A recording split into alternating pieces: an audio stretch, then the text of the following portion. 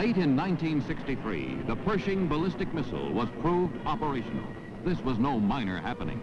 It meant that America's ground forces had a new, farther-reaching, faster-firing, and harder-hitting weapon. Nuclear firepower with greater mobility and reliability. It took a lot of doing. But 1964 is the year in which Pershing joins the ranks.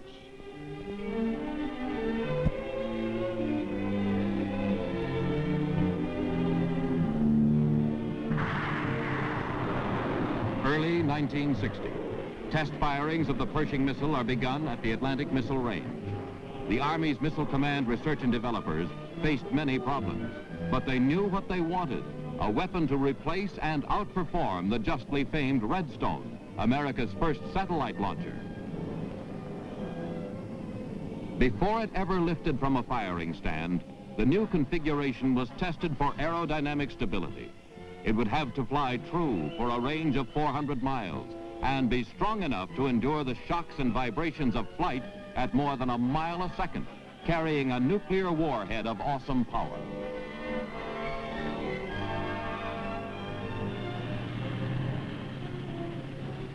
Every component of the system had to be able to move fast anywhere, on the ground or by airlift, so it had to be light as well as rugged. The Pershing had to be able to function in virtually any extreme of climate. The steaming heat of the hot chamber, the frost of the cold chamber. These were research tools which helped to ensure that the system would have that ability. But test chambers can only lay groundwork. Soon the system was called on to function in the circuit bedeviling heat and humidity of the tropics.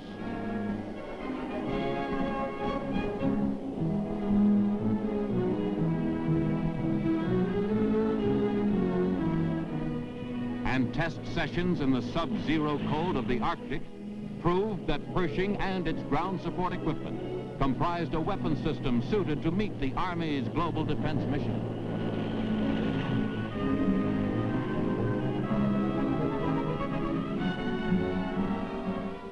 The defense of freedom anywhere on Earth demands a system that can be delivered anywhere on short notice. So Pershing's dimensions had to be tailored for air transport, both rotary and fixed wing.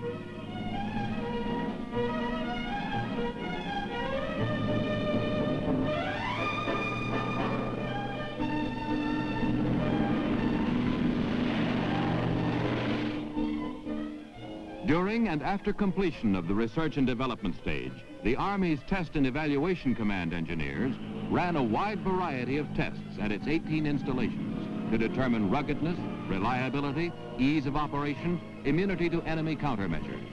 The need was great. The time was limited.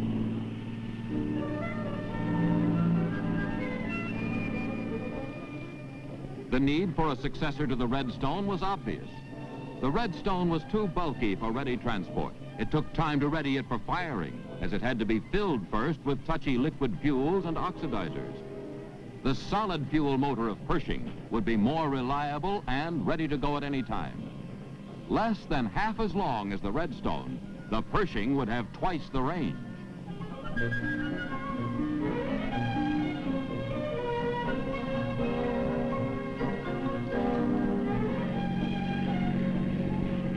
Near the end of the Pershing's research and development phase, men of the 2nd Battalion, 44th Artillery, were called on to fire 3 missiles from Atlantic Missile Range.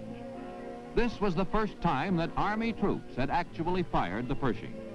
They used the tactical launch equipment which would be employed in the field. From the beginning, all concerned were conscious of the pressure of time, an urgency born of chronic world crisis and near crisis.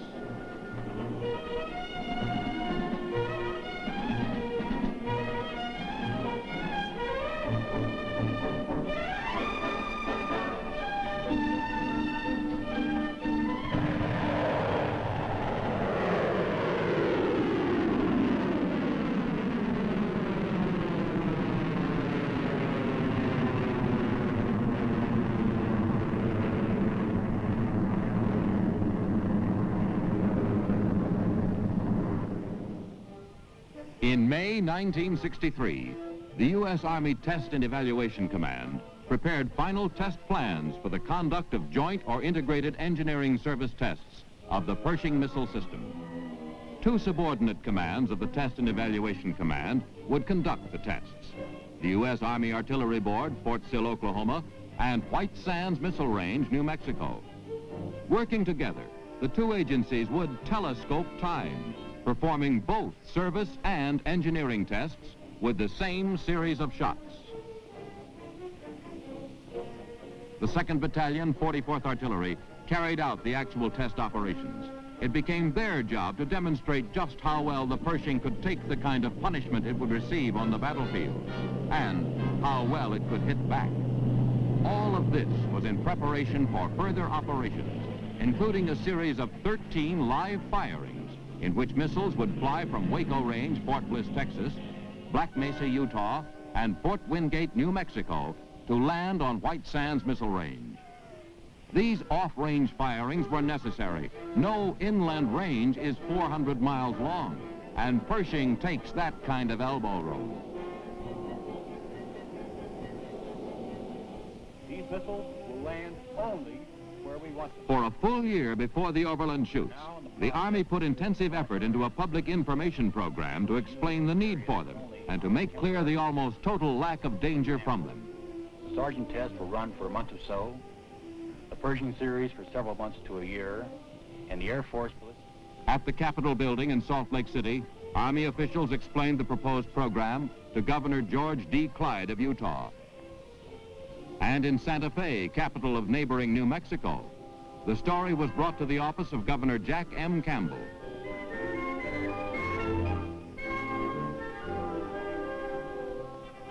Both governors endorsed the off-range firing program, quickly recognizing the need for more space to test long-range missiles.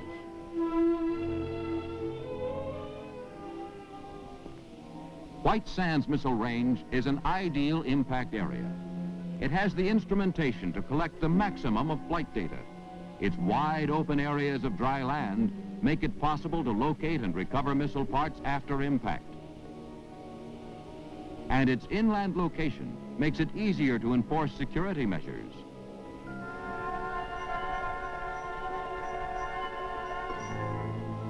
A major phase of the Army's information campaign was to make clear to the public just why overland firings are safe. First, no one is allowed inside a safety zone around the firing site. The missile's booster stage falls within this area.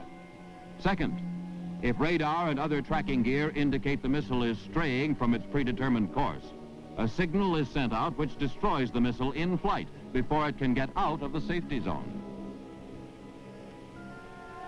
Third, once it's properly launched, a ballistic missile, like a bullet, follows a set trajectory in accordance with the laws of physics. Unlike an aircraft, it cannot fall to the ground while in ballistic flight. Fourth, all test missiles carry dummy warheads. August of 1963 found the Army missilemen convoying the Pershing from Fort Sill to a Fort Bliss firing site. Everything was set for the first overland test of the missile system. The 600-mile trip, or road march, took 2 days and was in itself a practical test of how the system stood up under the jolting of extended travel. Along the way, the Pershing system's own radio set was used for communications with Fort Sill and within the convoy of 185 vehicles, which stretched 50 miles from front to rear. The initial research was over. At the end of this 600-mile trek lay the beginning of the firing series, which would prove that the Pershing was ready to take its vital place in America's arsenal of ground-to-ground missiles.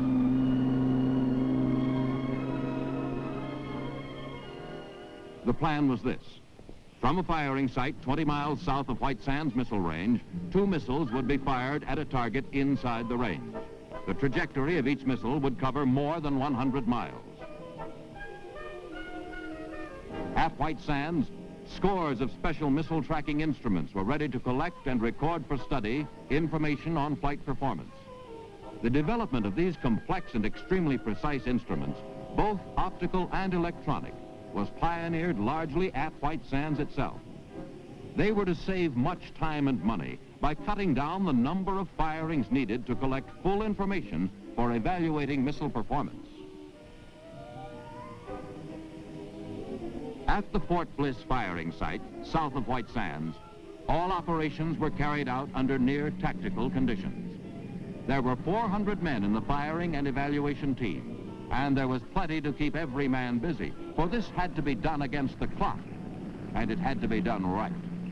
Here, for the first time under field conditions, they were doing the things they had practiced and re-practiced for so long.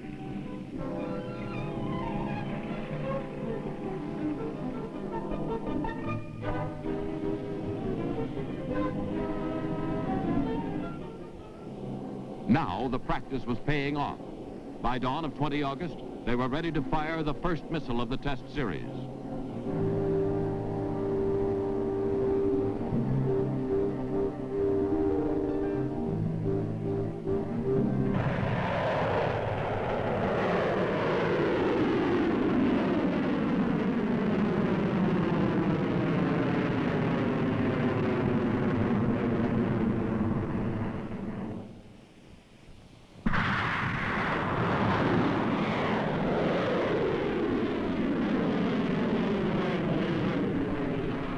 A few days later, the second missile flew its precise 100-mile arc to land right on target inside the White Sands range. The test series was off to a good start. And with these shorter first flights, the stage was set for the long-range shoots. Soon, the troops were on their way to the Black Mesa firing site near Blanding, Utah. More than 600 miles, 2.5 days, with the night spent in the open. It was a far cry from the wagon trains that blazed the trails through this country, but the country itself is little changed.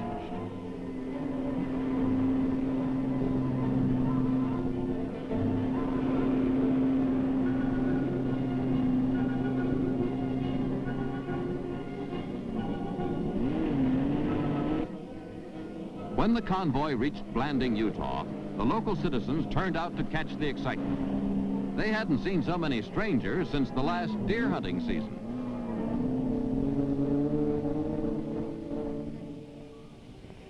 Here again, it was a sagebrush headquarters. Conditions for both men and equipment were kept as nearly tactical as possible. What with the long road march, establishing the site, and setting up the system against the clock, at least one common combat condition, physical weariness, was shared by all.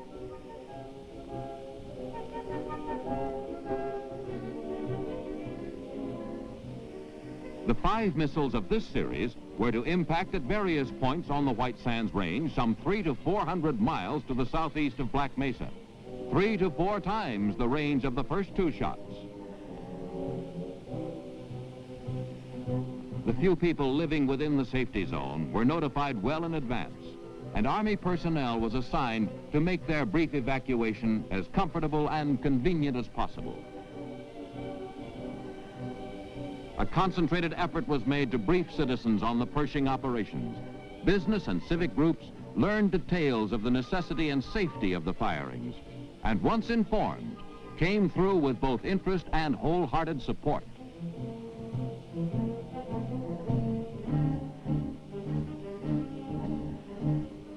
For some Indian groups, the briefing was presented in their native tongue. There is a new Indian word, Pershing.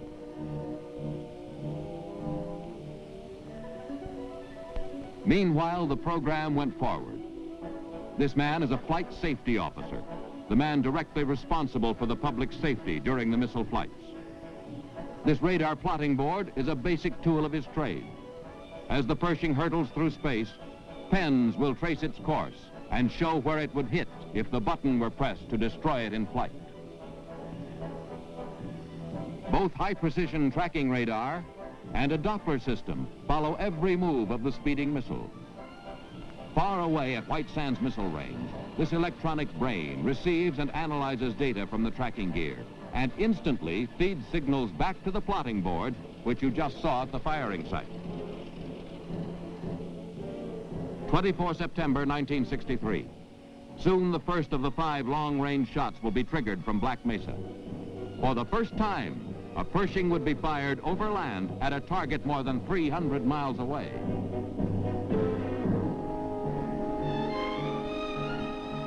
At roads and highways entering the safety zone, traffic is stopped briefly during the time of firing. Motorists are given specially prepared information booklets explaining why they're being stopped and the purpose and importance of this series of Pershing tests. Under tactical conditions, there is no countdown blaring from loudspeaker systems. All communications are done in quiet, unhurried tones by team members wearing earphone sets. Maximum silence is the rule, just as in combat. At White Sands, the missile tracking instruments are manned and ready. The Army provides a viewing stand for visitors, including members of the press from all over the nation. Those few living within the safety zone temporarily leave their homes to areas outside the zone until the shoot is over.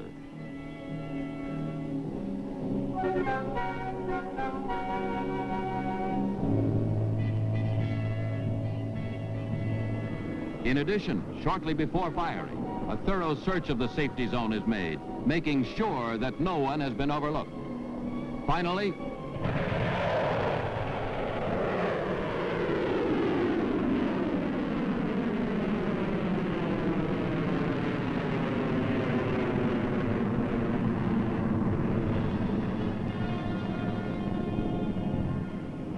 the sleek missile is right in the groove. The safety officer will have no need for his destruct button today.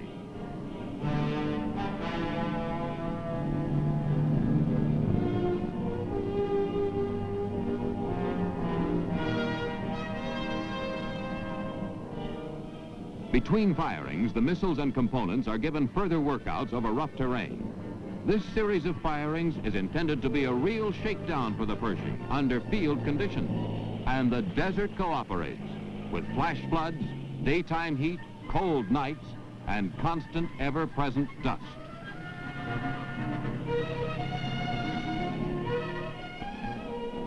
The longest firing in this series of shoots was approximately 400 miles. It was on September 27, 1963, that the last of the 5 missiles was fired from Black Mesa by the men of the 2nd Battalion, 44th Artillery.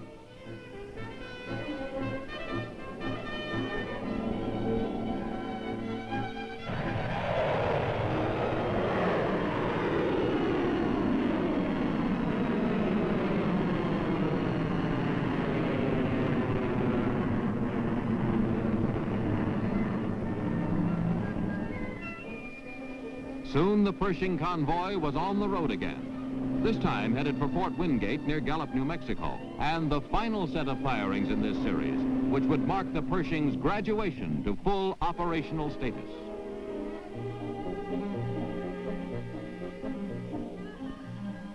As during the other road marches, the convoy was virtually self-sufficient, carrying its own fuel, food, and water.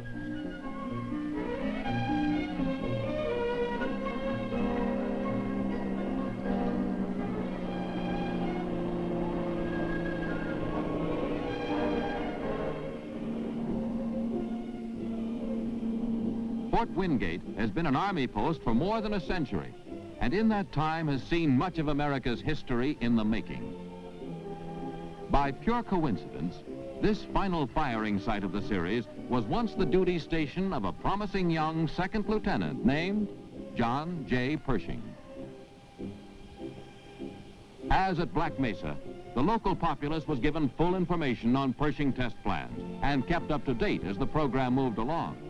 And as always, the public, once it was informed, gave not only acceptance, but active support, pleased to be so fully included in the plans, and taking pride in the important step forward in national defense that was being taken in their community. In this final series, 6 missiles were scheduled to be fired from Fort Wingate overland into White Sands Missile Range. Relatively short shots, just under 200 miles, as the Pershing flies.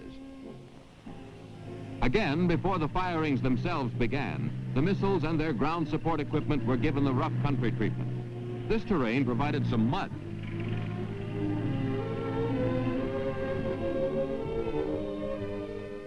Then the system was assembled, checked out, and mock fired. Step by step, the needed experience and technical data were piling up. Rapid methods of camouflage came in for investigation at Fort Wingate, too. During these exercises, day and night, aerial photographs were being taken to analyze the effectiveness of camouflage techniques. No opportunity to learn was being overlooked.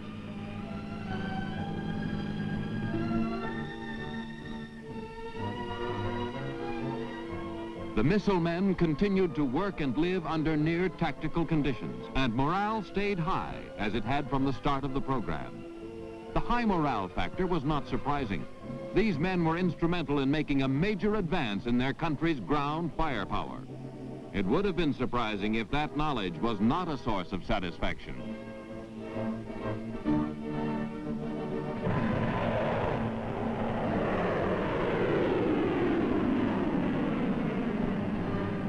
During October, 5 missiles were successfully fired from Fort Wingate, winding up the test program.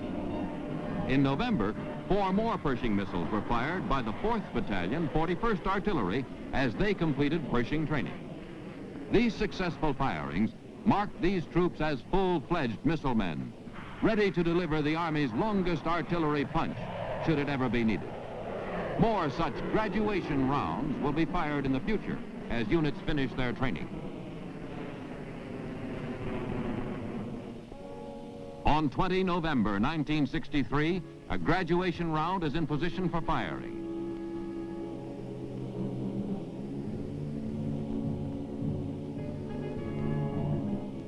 At a high vantage point, members of the press jammed the viewing stands to witness the big event. They received a detailed briefing and demonstration of each of the components of the Pershing missile system. This included a demonstration missile and launcher, so that they could see at close range what was being done at the distant launch site. Near the launch site, powerful radars brought from White Sands search the skies to make sure that aircraft are kept clear of the missile's flight path. Also from White Sands and ready to go into action are mobile radars of highest precision, especially designed to gather detailed missile position data. At White Sands itself, other equipment is ready and waiting to track the incoming missile right down to impact. High-powered optical systems are set.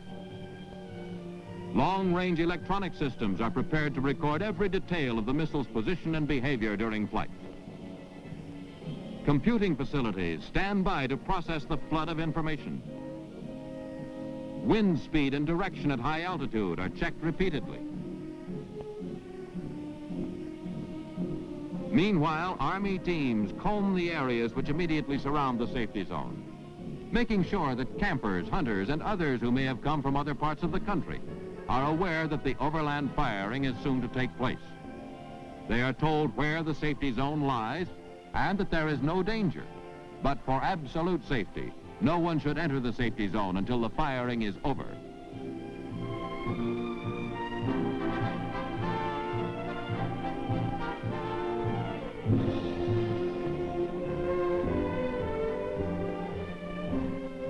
As the big moment approaches, the White Sands Range Control Center coordinates all aspects of the far-flung test activities. Information on the status of each of the many operations is received. Radar, flight surveillance, optics, electronic tracking systems, recovery crews, roadblocks, special instrumentation. Finally, all the gears mesh, and the range goes green.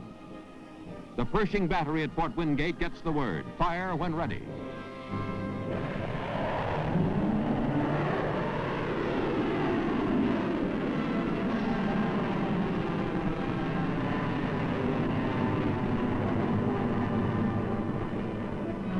Throughout Pershing's flight, thousands of electronic sensors probe, search out, and record every function, inside and out.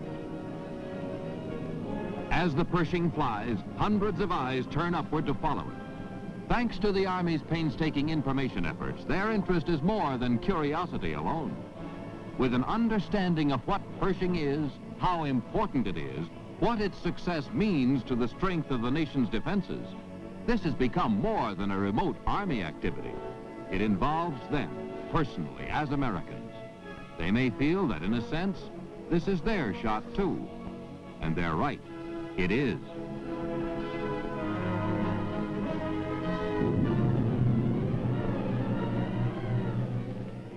Members of the press moved quickly to file their stories. The United States Army has a new, faster, longer punch in its ground-to-ground missile arsenal. It was needed. It has been produced. It is ready. The recovered parts will be studied in the labs at White Sands to yield evidence of what happened during flight. Such evaluation, examination, endless probing cannot end, because still better weapons of tomorrow will be based on what this kind of searching may reveal. The test series is complete, but there is still work to be done. At the impact site, experienced recovery crews sift yards of earth to make sure that every fragment of the dummy warhead is retrieved. For every split second of flight, thousands of bits of information have been recorded. At White Sands, this raw information is organized by lightning-fast electronic brains into usable form. This, too, will form the basis of improvements in the present weapons system and development of systems of the future.